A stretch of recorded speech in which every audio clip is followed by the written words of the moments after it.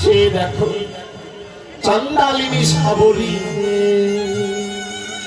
যার রাম নামের ভক্তিতে চন্ডালিনীর ঘরে ছিলাম, ভক্তের এতকুল সেবা করব। যে দেখো কপিকুলে হনুমান ভগবান রামের চরণ পেল, দত্তকুলে প্রহ্লাদ তার ভক্তি মাখা ডাকে ফটিক স্তম্ভ থেকে নিষিদ্ধ ভগবান বেরিয়ে এল। তাহলে আমি তুমি কেন জাতির বড়াই গো?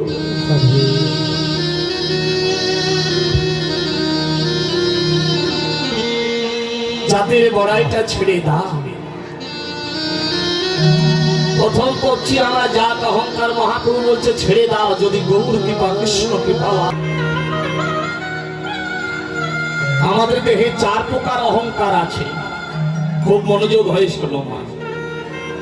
এই অহংকার গুলো যদি তুমি দূরে সরাতে পারবে তবে তোমার কৃষ্ণ বললে নয়নে জল আসবে। তার আগে নয়, কত অহংকার।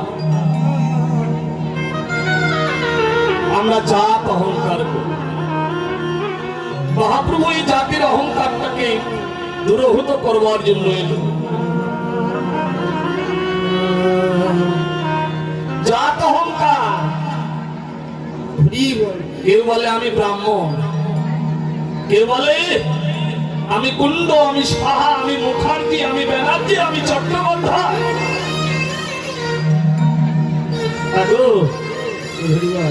এই জাত জাত করে যত আমাদের সনাতন ধর্মের দেওয়ালে পিঠটা ঠেকে গেল, আজ ঐক্যবদ্ধ হতে পারছি না, একটাই কারণ জাত ভেঙে।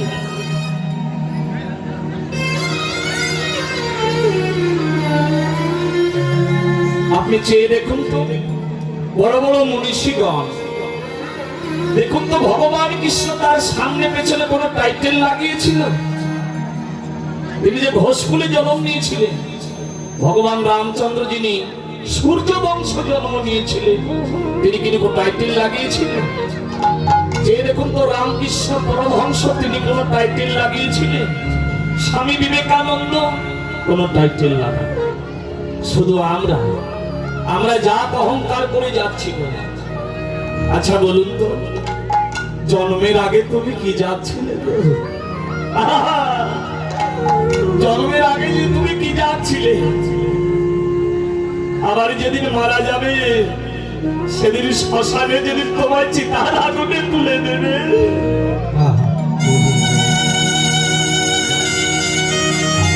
যেদিন দেহটা পুড়ে পুড়ে ছাই হয়ে যাবে, সেদিন তুমি কোন জাত থাকবে? তাহলে কেন নিজে জাতির বড়া?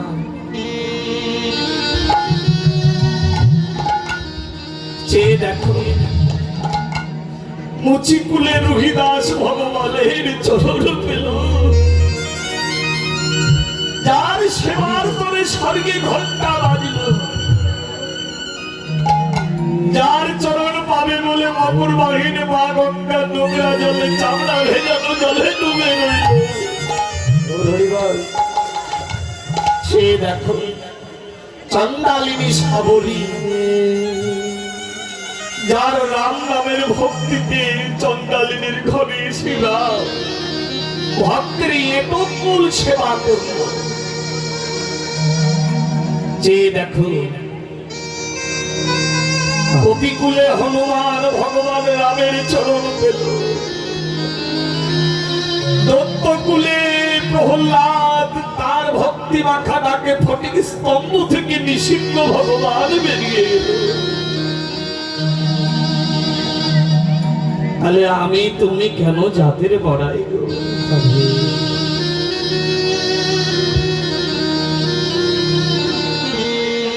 জাতির বড়াইটা ছেড়ে দাও।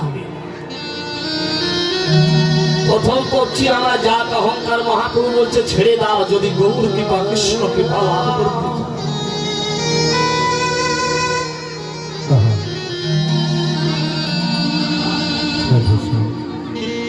দ্বিতীয় অহংকার, দ্বিতীয় অহংকার কি করছি গো? দ্বিতীয় অহংকার করছি আমরা ঐশ্বর্যের অহংকার।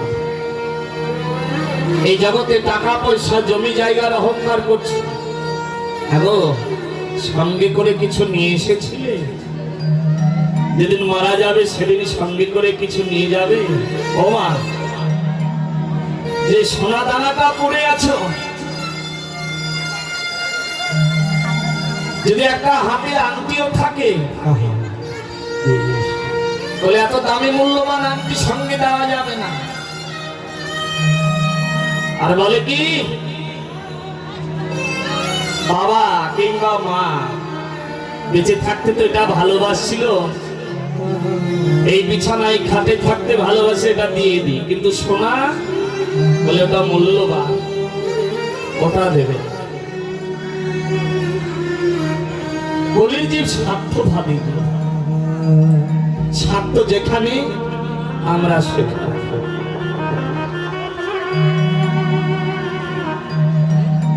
তাই হে কলির জীব, জেনে রাখুন, লক্ষ্মী দেবী চঞ্চলা, ও আজ আরেকজনের ঘরে আছে, কাল আরেকজনের ঘরে চলে যায়, একজনের থেকে আরেকজনের ঘরে চলে যায় গো। চেয়ে দেখো, যার অনেক জায়গা জমি শেষকালে সে ভিক্ষে করে খাচ্ছে। চেয়ে দেখো, যে ভিখারির ছেলে লবণান্নে যার জীবন চললো, তার ঘরে 10টা চাকর বাকর কাছে কাজ করছে।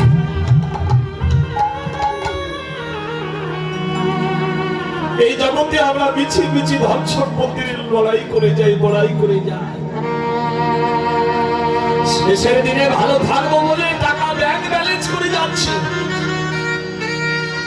টাকার পিছনে ছুটতে ছুটতে কখন জানে দেহে মহামারী রোগ বাসা বেঁধেছে, তবুও লক্ষ্য করিনি। ডাক্তারের কাছে পরীক্ষা করে ধরা পড়লো ক্যান্সার।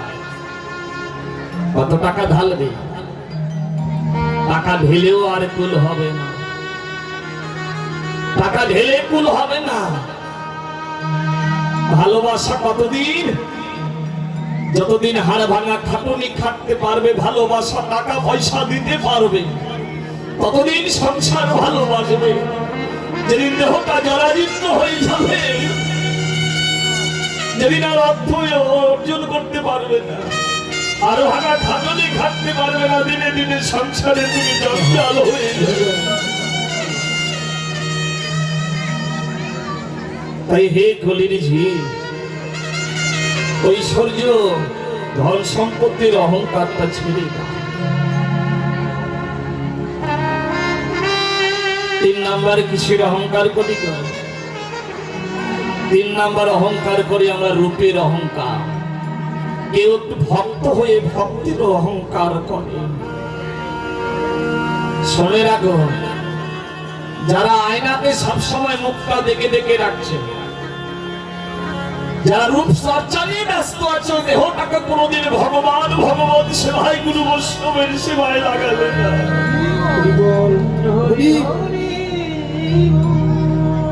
চোখের বাসনা যেমন জাগে ভক্ত ভগবানের মূর্তি দর্শন করতে, অন্যের বাসনা জাগে কৃষ্ণ কথা আস্বাদন করতে, জিহ্বার বাসনা জাগে ভগবানের অধনামিত প্রসাদ পেতে, হৃদয়ের বাসনা জাগে ভক্তকে একটু জড়িয়ে ধরে আলিঙ্গন করতে,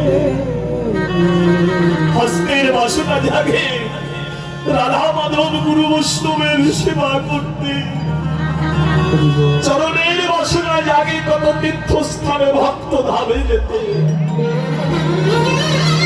সারে মানব জন্ম পেলে কোনদিন দেহটাকে